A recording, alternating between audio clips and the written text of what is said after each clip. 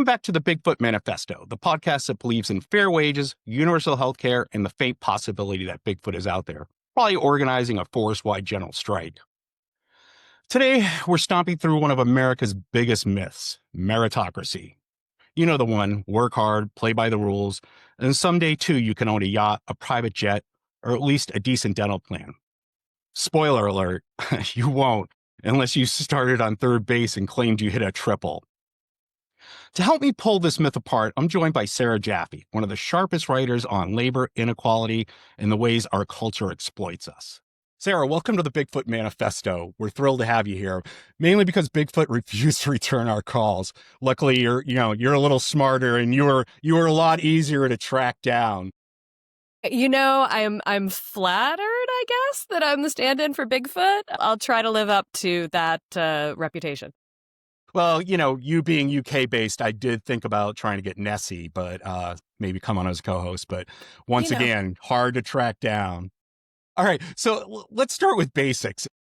Yeah. Meritocracy story is simple. It's like work hard, get ahead. But when your boss makes like 3 times your salary, that's not a ladder. It's a treadmill. Yeah. So, the question, from your reporting, why has the myth of meritocracy stuck around so stubbornly in American culture? Yeah. I mean, it is funny. I was literally just doing a conversation last night about what is the American dream. So this all dovetails very nicely because right, these are not just American stories. These are capitalist stories, but the US is so heavily invested in them. Kind of because it was born after capitalism. So it's steeped in that from its beginnings. And there was this additional thing with the U.S., right? We've got all this land that, we're just going to not pay any attention to all the people who already existed on that land that you have to genocide and shove out of the way and deport and all of that stuff. There's this land and everybody can work really hard and they can have a great life if there just is enough land. And whoops, that didn't work out. And we've run into things and now they literally want to build a wall on the border. But the idea that you can work really hard and somehow someday you can be Donald Trump or you can be Barack Obama. Both of those are perfect sort of icons of different angles of the meritocracy myth. It belies the fact that when you go into your workplace, how many bosses are there and how many workers are there, right? There's one boss or maybe there's a couple managers and the real boss you never even see because they don't even come in through the door. And then there are hundreds, maybe thousands of workers, although your average workplace has shrunk over recent years. So just looking at the math doesn't math, right? There can only be one Elon Musk who has all that money. And everybody else who works at Tesla is making less money than that by orders of magnitude, by insane orders of magnitude if Elon actually makes it to being the world's first trillionaire. And I mean, Elon Musk is actually my favorite example for this. It's even easier than picking on Donald Trump because oh my God, can you look at anything that comes out of that man's mouth and think really he's just a trillion times smarter than me? No, exactly. You know what I find interesting too, Sarah, is and I don't know, especially now that you're in Europe and you're seeing it a little different. Got that socialized medicine over here, it's great. Exactly. I've been lucky, my mother's from Italy, so it's I know how well that works.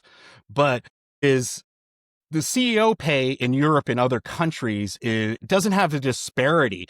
Does the meritocracy myth, does that endure in Europe? Do you see it in other places? Yeah, I mean, there's still the story, right, that what we have to do, the Labour Party is currently, theoretically, Labour Party is currently in power in Britain, and their plan for economic growth, which is going to solve all the problems, is to something deregulate capital and throw some tax breaks at Elon Musk and others to build massive data centers. This is the only plan we've got at this point is these tech guys, they must be geniuses, right? They'll solve all the problems. The only problem they really appear to want to solve is human labor and making all of us redundant.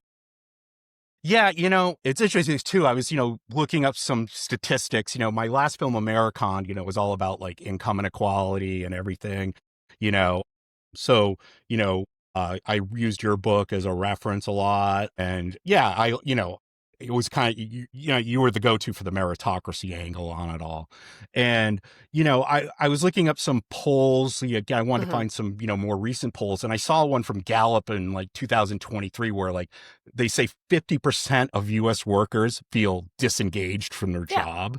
Obviously. I mean, that's staggering. I mean, yes and no, right? If you go back to the origins of capitalism, right? It's not like people were just like hanging around eating bonbons and then suddenly we're like, you know what would be really cool if we worked in factories for 12 hours a day?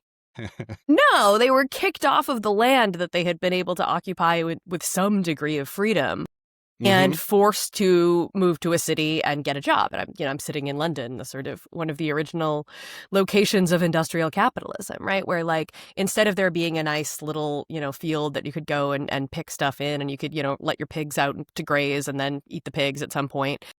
Now you've got to go and get a job and make a wage. And the job that you're doing to make that wage probably kills you young. Famously, Engels wrote about the making of the working class the making of the working class in England is E.P. Thompson. The conditions of the working class in England, what it actually looked like was to live packed into a slum and work 1 million hours a day and have basically no rights. And, children were dying and everybody was working. The idea that only men were working would actually come later. And it was miserable, right? It was terrible. So like the idea that we should like our jobs is actually the fairly recent invention. And so it doesn't actually surprise me that like that's now falling apart because like the jobs are starting to suck real bad again.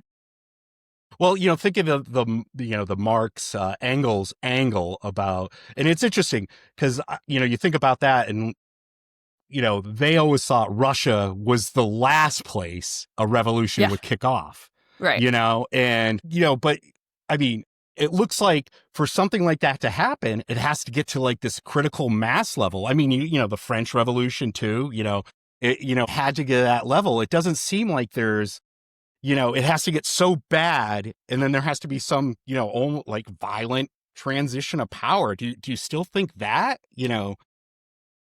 I mean, look around at the U.S. these days. Sadly, it kind of looks like it's coming. Again, I think it's frightening to look at a country that has as many guns as the U.S. does, and also to think about like what starts to happen when the promises that we have been told no longer apply. And like Trumpism is one kind of attempt to answer why these promises no longer shake out, right? Why men can no longer sort of get out of high school or college and get a good job and buy a house and raise a family and have a wife who stays home and raises the kids. One answer to that is to blame immigrants and brown people and feminism and issue an executive order on your first day in office saying that men are men and women should be scared and like try to sort of force us all back into the social conditions of 1945, which was briefly one of the only periods where like capitalism sort of worked for a decent amount of people. And the one thing that they're not bringing back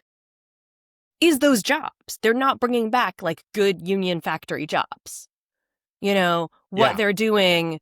I mean, famously a few weeks ago, they sort of raided one of the factories that is in the process of being built, the Hyundai factory in the South. And this was one of these examples of trying to bring these kinds of jobs back to the U.S. was encouraging Japanese and Korean and German automakers to build their factories inside the U.S. and hire U.S. workers. And to do that, they all went to the South where the labor laws are famously a little bit more lax and where they can treat the workers like crap and pay them less. So they didn't go to Detroit, right? They didn't go to the heartland of the UAW. They did not do that for reasons.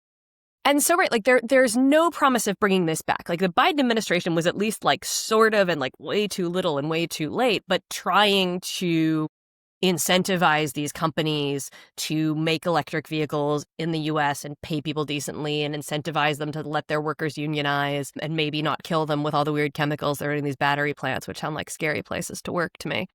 But, there is some idea that like maybe we could rebuild the industrial working class and therefore like these promises that never really worked for everyone could start to work for enough people that we won't collapse into eating each other and conspiracy theories. But like it doesn't look like we're getting there. And the Trump plan of just like tariffs randomly at people that we don't like is not doing anything. If anything, it's incentivizing companies to move outside the U.S. Well, yeah. I mean, so I guess you're not buying his 17 trillion of foreign investment is coming into the United States this year. Well, like, if you looked at that Hyundai plant story, right? If you look at like what the Korean workers said, they're just like, I'm not going back there. Yeah. Why would you want to do that, right? You're not going to get foreign capital to do it. You're not doing anything to make domestic capital do it. So what do you got? You got nothing. You got racism and sexism. The only good job you can get as a median educated white man in America is ICE. They'll forgive your student debt if you want to go work for ICE, though. I know, it's so crazy. It's like, things we need, like teachers, get nothing. Yeah. No, exactly. If you want to deport people, we'll pay you. Yeah. If you want to be a hired goon, we got the job for you. Yeah. If you want to walk around with a mask over your face because you're embarrassed to show people who you are, know, it's really. But yeah, there's like the myth of the meritocracy, as you were saying, right, is totally collapsing, and we got to give people some answer for it, and the people you mostly got to give that answer to are, again, like this sort of median educated white man who used to have it pretty good and doesn't anymore. The rest of us are kind of used to getting the crap end of the stick. Well, this is kind of an easy question. I think we kind of touched on this, and I think it's an obvious question, but I like to hear it come directly from your mouth is like, so, who benefits from keeping this story of meritocracy alive? Elon Musk. Exactly. Right. Jeff Bezos. Like it is fascinating. A few years ago, I remember talking to the same friend who was talking to me about the American dream last night, actually, and he was just like, but Elon Musk, he invented all this stuff. And I was like, no, he didn't. No, he didn't. Yeah. He bought Tesla. He didn't invent Tesla. He was lucky enough to invest in PayPal back in the day when all these other nightmare humans like Peter Thiel invested in PayPal. And then he took that money, which came from his father's apartheid emerald mine, or his grandfather's, or whichever one of them actually owned it. His father is being investigated in South Africa for like horrific abuses, by the way, right now. It's whole family is real pieces of work. And right, so your family moves to South Africa at some point, and when it's apartheid, so literally the people who are actually from there can't own anything, and they own an emerald mine, or 2 or 3, I don't remember how many. And they make some money on that, and then Elon takes that money and he goes off to the U.S., which at one point he was possibly an undocumented immigrant. We're not really sure if this is true, but rumors. There are lots of rumors about Elon. I won't get into some of them because we're trying not to do conspiracy theories here, right? Yeah, and then he invests in PayPal, and then that happens to take off because it was the first of all of these, now we call them fintechs. And then he takes that money and turns around and buys out a electric car company. And they, we won't even get into the irony of the electric cars, but also climate denial, but also whatever. I know. That's its own whole thing. But right, and so like once you actually look at the real story of Elon Musk, you can see that like this guy got lucky, and for some reason, like Elon is basically too big to fail now, right? I was listening to Paris Marx's podcast, Tech Won't Save Us, and they had Ed Niedermeyer on, right? Who's and Ed Niedermeyer is this excellent journalist who covers the car industry and has covered Tesla, and is just like, there is nothing about the fundamentals of this car company that justifies any of this money, right? If anything, like their sales have been down, their products suck, and the nice white liberals who were buying the Teslas, right? The people who like cared about climate change and thus wanted to get a nice electric car, they're now not buying those cars or putting bumper stickers on them that say, I had this before Elon went nuts. Yeah. Because, I mean, last year I was still living in New Orleans, and during Mardi Gras, I was, out on a bar crawl with my friends like you do because it's Mardi Gras season. And a Cybertruck went turning down the street, and everybody just leaped in front of it and started going, boo, boo. And this is, these were not a bunch of political whatever. This was just a Mardi Gras bar crawl. People know what Elon's up to, and he's not as popular, and that is affecting his car sales, and yet somehow $1 trillion salary.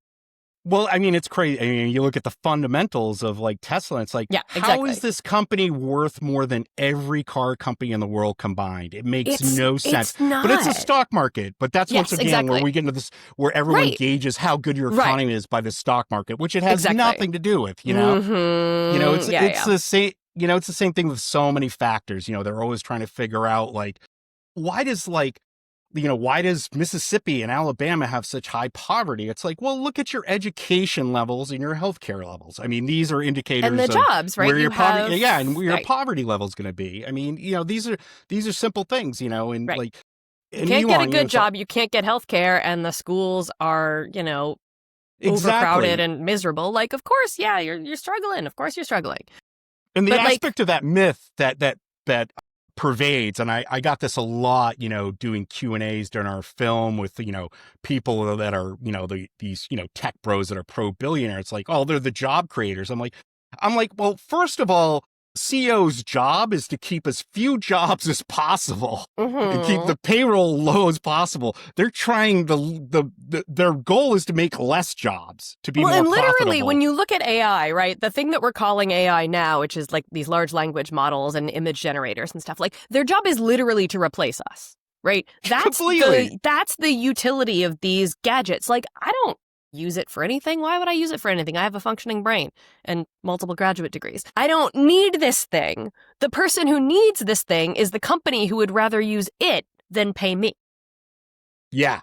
Yep. It's not useful for anything other than producing slop. Like the new thing this morning was that they're going to start a new OpenAI wants to start a social media company that's just going to be AI generated images. And I was like, great. So it's just literally going to be like AI talking to itself on these things. Like, yeah, it's bonkers, right? When you think about this, like, it's crazy. Again, like the idea that this is a rational allocation of money based on merit is like, did we need the internet so that computers could talk to each other? And like, I don't know, man. I saw The Matrix. I know how this ends.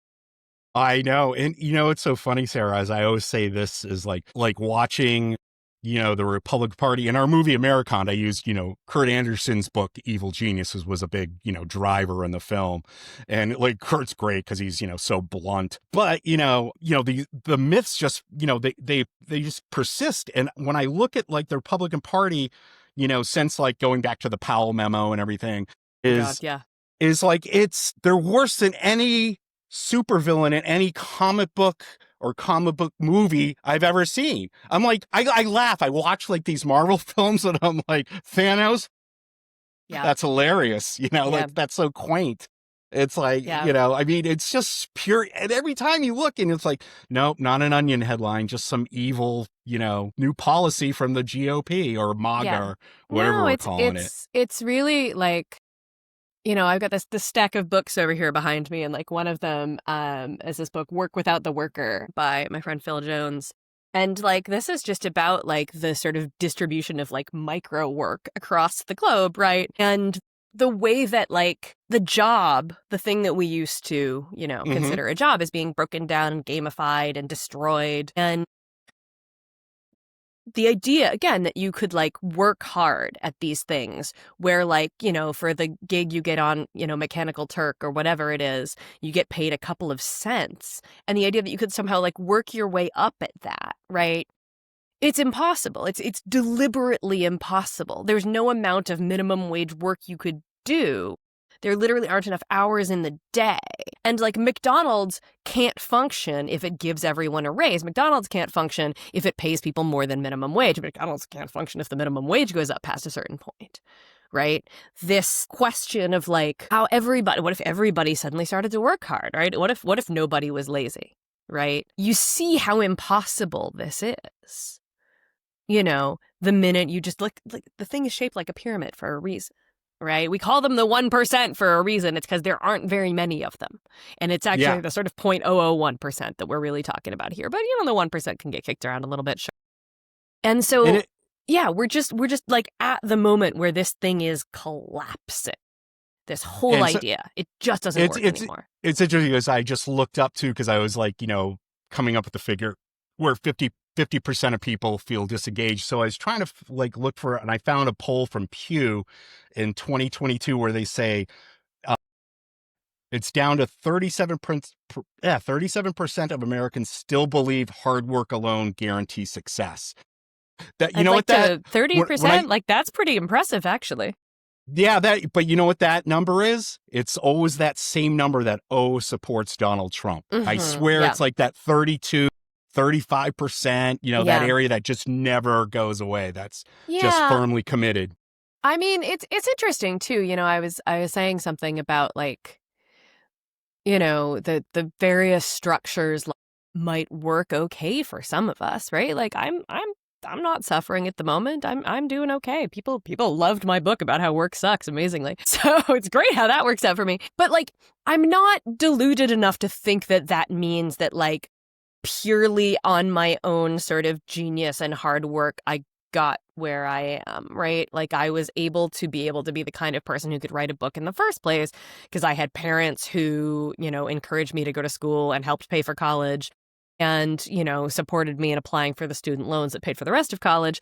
And like these structures that I knew how to navigate-ish by growing up middle class and white and Jewish, but we'll leave that one out of it for conspiracy theory's sake. And in the northeast of the US, so like moving to New York City was like culturally familiar to me. And all of these things that like allowed me to be the kind of person who could navigate more or less through these structures. And it still took me 20-something years to pay off my student loans and 20-something years to be able to like actually sustain myself as a writer. Wow. That it didn't work. Like I didn't just sort of roll out of undergrad and get a great job. I was waiting tables for a decade. And so having that sense of like, oh, like I'm working really hard. Like honestly, I worked a lot harder when I was waiting tables because I had 3 jobs at one point and was trying to do freelance writing on the side, which like, let me tell you, at least in my 20s, I could get away without sleeping. These days, I need, 8 hours of sleep or I'm really not going to function. But that, that understanding, like this is not just you just do the right thing and it just unfolds in front of you. Like it's actually hard, even with a decent amount of privilege, to get to anywhere where your job doesn't make you completely miserable and people think you're interesting enough to have you on their podcast. Well, I was just thinking of like Bigfoot, and I was looking at all the sightings of him in Oregon. And I was thinking, it's like, if bootstraps worked, with all the running and hiding he's done in Oregon, he should be like CEO of like Nike at this point, I mean, there you go. It's like, so the next segment I want to touch on here is, we're going to talk about, work and worth and the bigger myth of that. Because, meritocracy isn't just about money, it's about identity. Right. It tells us how our worth is tied to productivity. In Work Won't Love You Back, you showed how devotion to our jobs keeps us trapped. How is that tied to the myth of meritocracy? Yeah, I think this idea that starts really, really young, right? When you're a kid and they're like, oh, what do you want to be when you grow up? And like, I don't know, when I was 5, I knew like one job, right? It was like, what does my dad do? Oh, he owns a restaurant. Like, I guess I'll do that. Like, what do you know as a little kid? You don't know, like, I'm going to be a venture capitalist and I'm going to end up running Tesla. You maybe know that like there's a fireman, there's a policeman, there's your teacher. But you're expected to have these ideas about what you want to be when you grow up that like tell us something about who and what we are. And that gets like drilled into you as you, go along and, as you go into grade school, middle school, high school, college, where you have to actually like declare majors and figure out, what this identity that you're going to have is. And it's really hard to shake this thing that is drilled into us from a really young age. I wrote this whole book and I'm still sitting here trying to write another book, right? It's this sense of social worth, right? As you said, that is more than just how much money you make.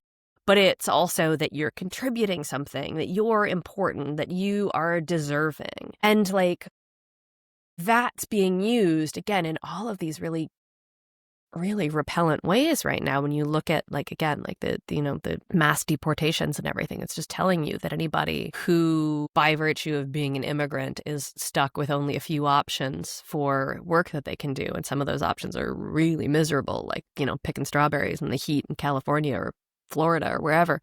I don't actually know where the strawberries grow. Shows you how much farm work I've ever done, right?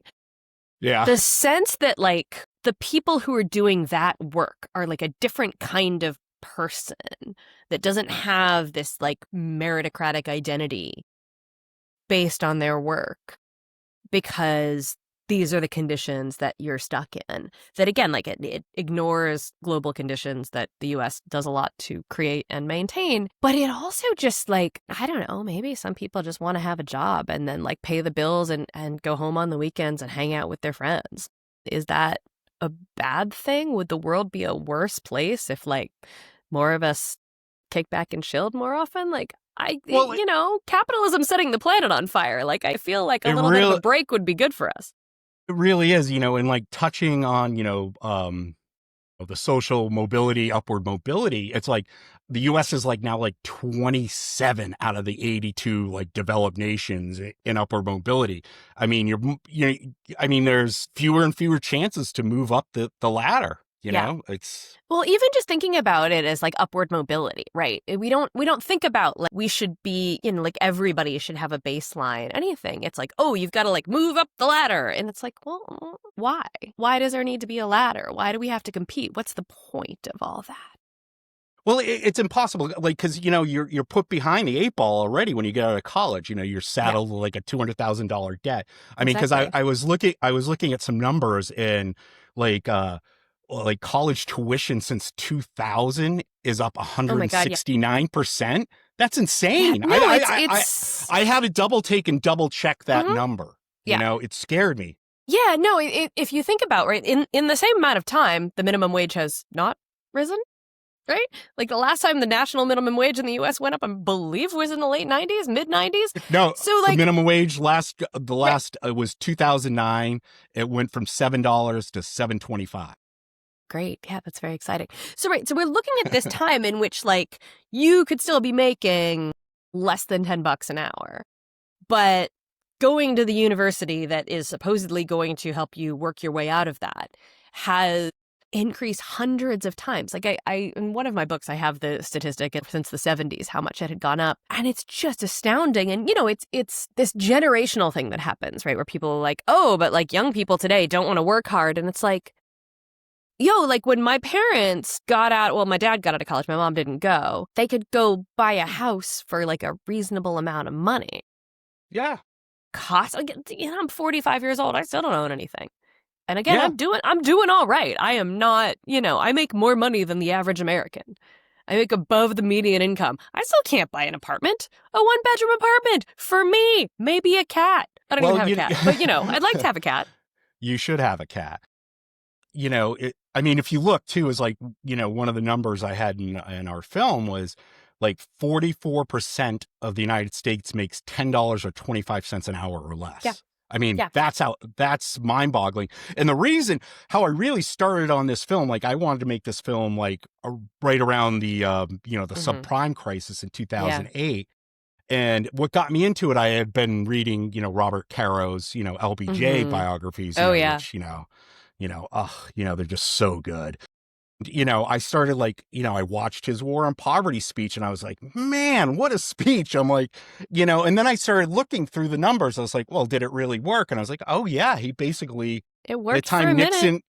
Yeah, by the time Nixon started dismantling his policies, in 72, 73, like really just axing them, is like they had halved poverty. It was like, hovering around 25%. And I think he hacked it down to like 11, 12% in that area. And so, it was a success. And then I looked, so I started extrapolating numbers. I was like, all right, what was the minimum wage in 1965 when he did the speech? I was like, oh, $1.25 an hour. And then, I did adjust it for inflation. And I looked and it's like, well, today it should be like $22 an hour, and this was like, a few years ago. But, you see it and it's like, but where does it sit? $7.25 an hour. That's insane. It's absolutely insanity. I mean, people don't even talk about it that much, And the worst thing is they get these people, so many are just sucked into these myths of the job creators and this and that. And it's just pounded into them and pounded into them. So it has to be the truth, at this point. Yeah. I've been reading your book, From the Ashes, and I'm almost done, but I really love it. Again, your new book, From the Ashes, you write about grief as a force for change. How do you see the collapse of meritocracy fueling that collective grief and maybe sparking like a resistance? Yeah. That's the thing, right? It's like we're saying, right? That this story that we've been told about how our lives will go is clearly not cutting it anymore. And that doesn't, I'm clear about the potential for positive change, but it can also go the other way. And I think, again, unfortunately, what we're seeing, right, is Trumpism is sort of one response to that grief. And the middle chapter of the book is, again, it's about the end of the industrial job and the process of grieving those jobs. And I spent some time, particularly after Trump was elected the first time in 2016, I was like, all right, I'm going to go to Indiana and I'm going to go to the Carrier plant that Trump and Bernie Sanders had both made a big deal about, right, in their campaigns, because this was a factory that was closing down.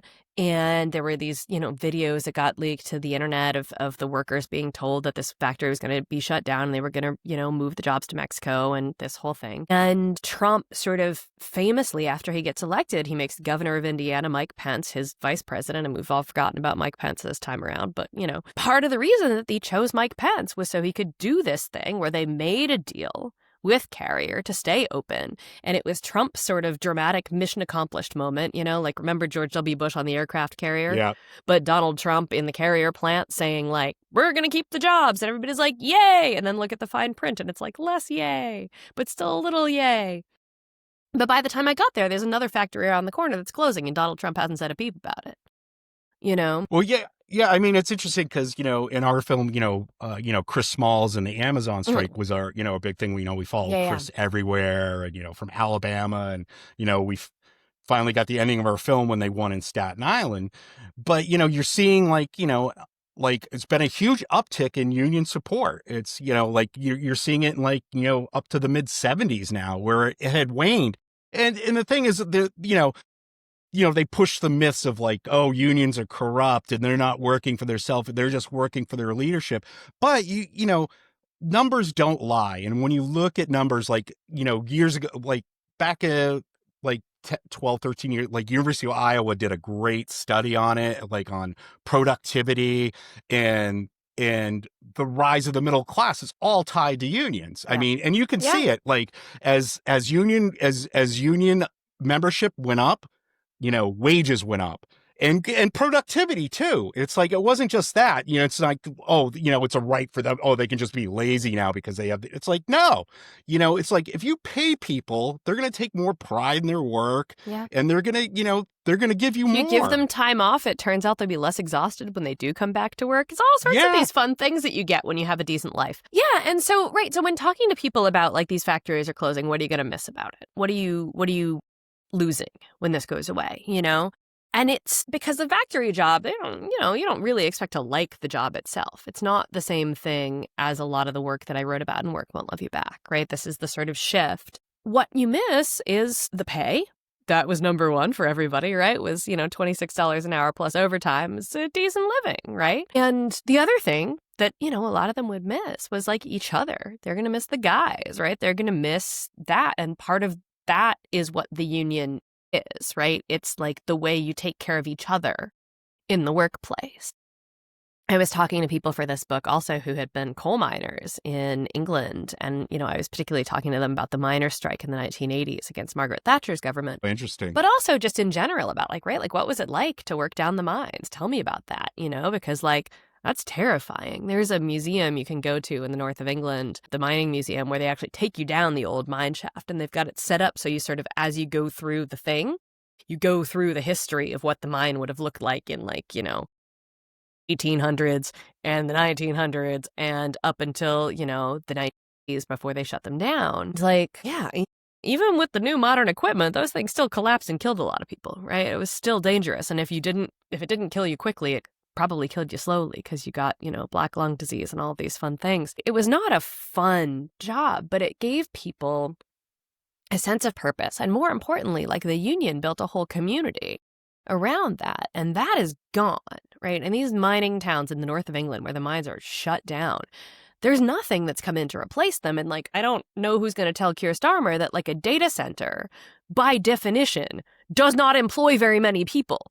The point of it, again, is to replace people. I do not know how many times I can stress this enough. The point of so-called AI is to replace us. So this, complete abandonment of people, right? Ruth Wilson Gilmore writes, beautifully about what she calls organized abandonment. And that is what is happening to us. That's this thing that when we're talking about like the end of these ideas of meritocracy, these ideas of the American dream, these ideas of success, or even just stability, without having to sort of claw your way up the ladder, right? The union wasn't about like you yourself individually get upward mobility. The union was about like me and all the guys at work have a good life. Well, it's interesting talking about the data center too, because I'm watching, all these communities starting to protest about data centers coming into their communities, and I was thinking it's almost like how humans think, because it's like how greedy and like self-absorbed humans are, and it's like kind of a reverse cause and effect. Yeah, no. So because the effect now on them is like, oh my God, our energy costs are skyrocketing and we can't get water. And exactly. they're like, yeah. why is this happening? Oh, because you have a data center in your community. So it's like a reverse cause and effect with these people. Exactly. You have no idea.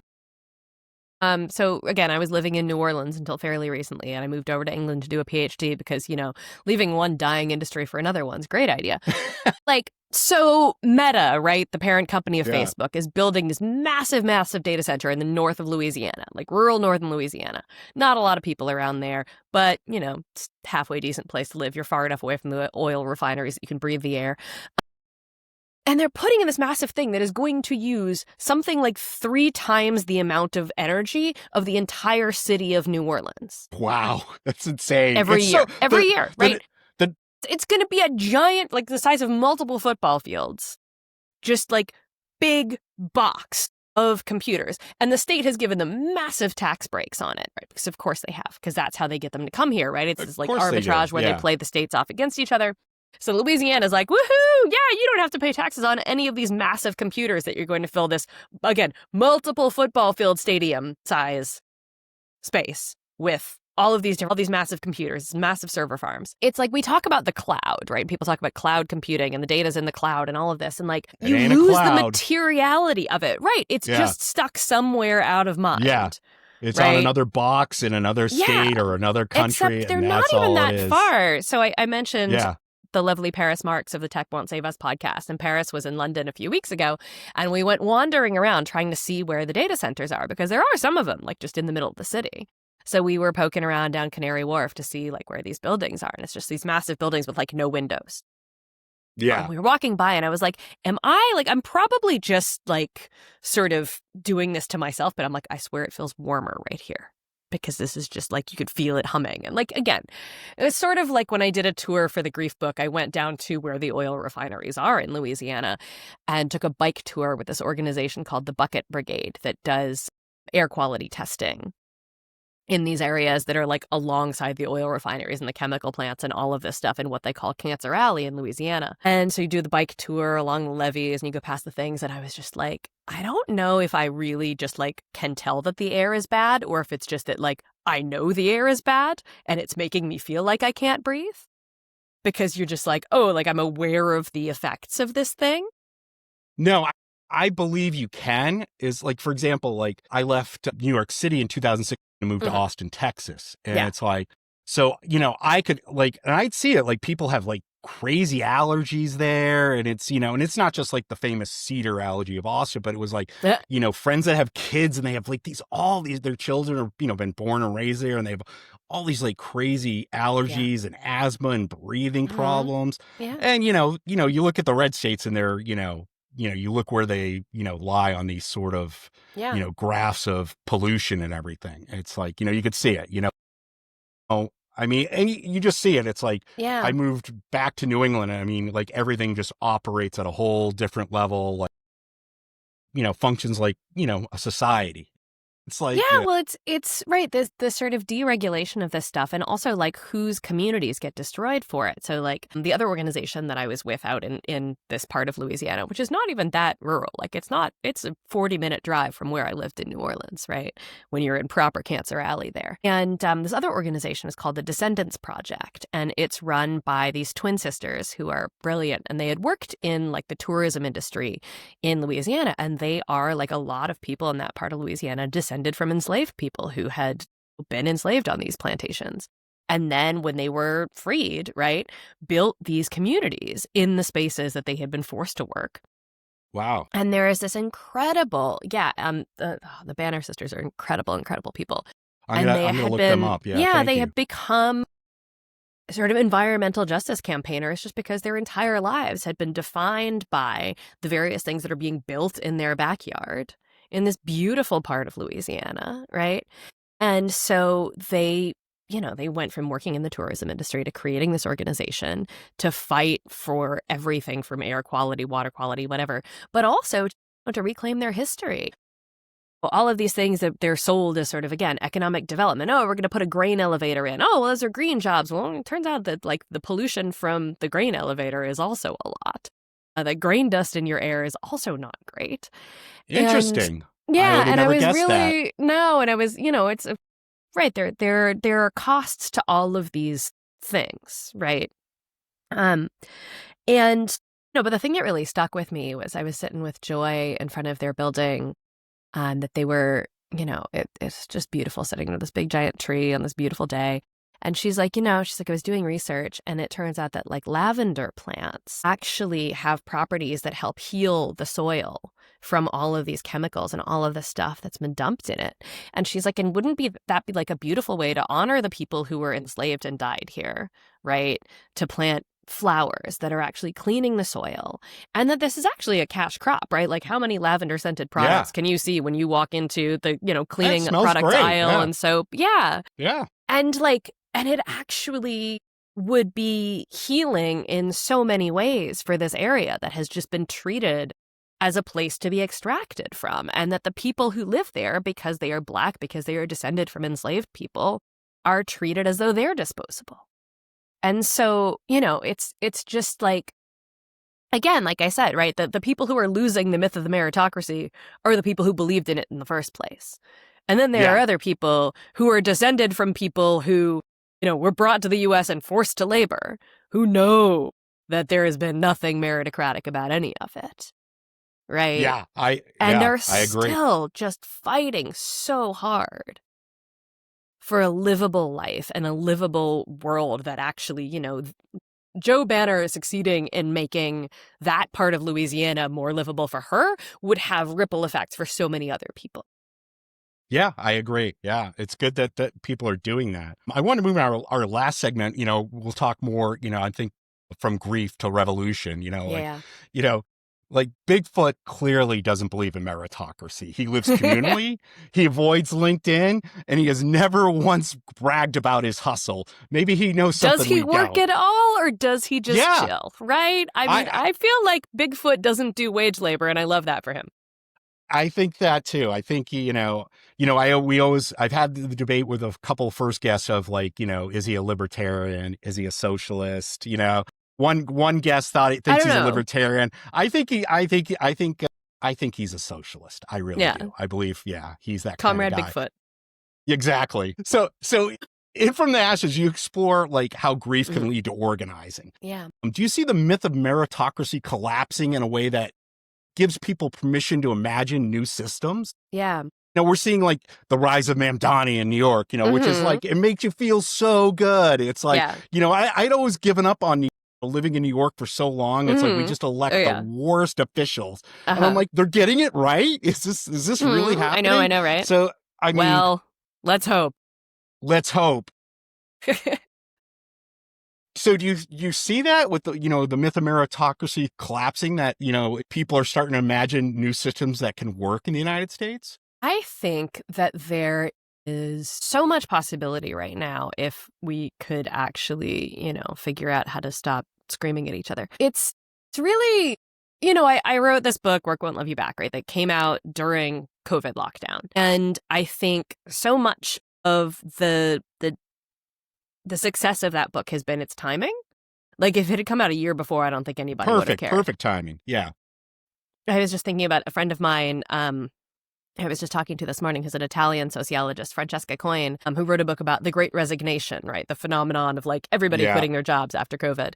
And it's finally coming out in English this year, which I'm very excited about because of course she wrote in Italian I'm gonna first. have to find that. Yeah. Yeah. So, and like this series of things of people, the Gen Zers love the meme of like, I do not dream of labor, right? That this sense of this one story about how you're going to succeed is falling apart. So we got to look around for other things. And what might we want to do? What might we want to live like? How might we want to spend our time? And, I think a lot about the young people, the climate strikers, right? That this sort of was reaching a crescendo right before lockdowns, and it hasn't quite come back the same way.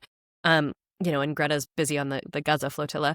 But like the young people at these things would have signs that were like, no jobs on a dead planet. Why should I work hard when you're killing my future? And you see in that, right, this recognition of this stuff isn't working for us. It's not working for us in so many ways, but like, in part that there's not going to be a planet and air to breathe and stuff when we grow up if you don't, get it together.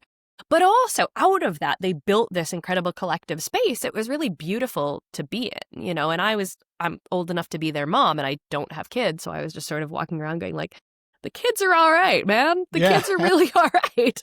And like, you watched them coming together and saying like, there is something more important than just sitting in school on a Friday. And it is coming out and declaring that we want the world to be livable. And like what it looks like for that world to be livable is, yes, breathable air and cities that are not underwater. Big fan of those things. But also just like time to spend with each other, right? That like what actually matters. And like one of the things that grief really taught me, and I wrote this book because my father died and it completely turned my life upside down. And one of the things that it really, really taught me was like, and again, I was already critical of work. I'd already written this book called Work Won't Love You Back. But like, what really matters to me is just not actually about how much success I make or even how many copies of a book I can sell or whatever. It's like, what makes my life livable? And some of it, and I do take incredible meaning from working collectively with the people that I care about and sometimes complete strangers to try to make the world less awful, a meaningful thing in and of itself. But also like, as I get older, I'm just like, I want more time to just like have a life, to be outside. It's a beautiful day and I'm going to go meet some friends after we get off the call here because I'm, it's morning where you are, but it's end of the work day for me. And that is something that like recognizing in some way that like, this is all finite, I'm going to die someday too. And I would like to enjoy what I've got left. And I would like everybody around me to be able to enjoy that too. And I don't lose by my neighbors also having a good life. I don't need to like scramble one rung up the ladder from everybody who's outside of here right now, Well, you can't take it with you. Exactly. It's funny, like when my mom sees like, one of these billionaires die, she's like, well, he couldn't take it with him. So, but what a waste. They literally think they're going to solve death. They do. They all do. Think they're going to solve death. He said that about Trump. Bonkers. He's sure that he's going to live for eternity. He's positive. Trump he's is such a not, narcissist, Peter Thiel and Elon Musk absolutely believe that they're going to solve death. Yeah. And like, I just don't know how to tell him, like, mate, it's coming for you too. Yeah, exactly. So I have one last little question for you, Sarah. It's sort of like, thinking to the future, like, all right, if you had to write a new cultural myth to replace meritocracy, what would it look like? I think what I just said, it's like, it just doesn't hurt me for everybody around me to have a good life. We could actually do that. There is enough in this world for us all to have a decent life, as long as you don't think that having a decent life means like having 5 super yachts and, 3 private jets. I agree. I remember, like, for example, when I first started, researching for Americon, and I was like, I remember I was reading one of Taibbi's books, but he had a stat in there that was kind of, he was like, if you took the first TARP payment, that $1 trillion, he's like, you could have bought everyone in the United States their own home. Yeah, right? What like, would what's that wrong with world that? look like? It And would be again, great. I live alone. I am in a 1-bedroom apartment right now. I love my apartment. I look out on this little park. It's beautiful. I don't need more than this. I'm the same way. I'm a minimalist. It's like, I don't need much. I just don't. I would maybe like to have a balcony. That would be nice. But I can also just go out and sit in the park and, I share the park with my neighbors and some very cute dogs, and that's great. Yeah. Yeah, You me too. know, I'm the same way, Sarah. I don't need a lot. I don't need a lot. And like, Yeah. I think when most of us sit down and think about what we really need and what we really want out of life, it is not just like this endless accumulation of more stuff. You know, I think about my dad, who was very much a libertarian and very much believed in this stuff, and he didn't even want stuff. You know, like he was impossible to buy gifts for because there was just like nothing he wanted. And so it was always like towards the as I became an adult and started arguing with him about all these things, it was always like, but what do you need this for? What do you want it for? What do you get out of working this hard? Like, you don't even enjoy it. What do you want, man? Because I want to be able to like, yeah, I'm gonna go, you know, sit at the pub with some friends and like enjoy this last few warm days in England. It's kind of funny. You walked right into like my final parting words for this.